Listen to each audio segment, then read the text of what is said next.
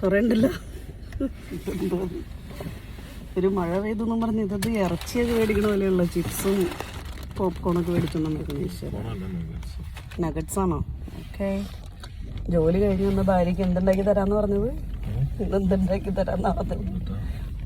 Beef ഉണ്ടാക്കിയില്ലേ? ഉണ്ടാക്കി വെച്ചിട്ടുണ്ടോ? എന്നിട്ടാണ് മഴ ഇതൊന്നും പറഞ്ഞ ചിപ്സ് കഴിക്കുന്നത്.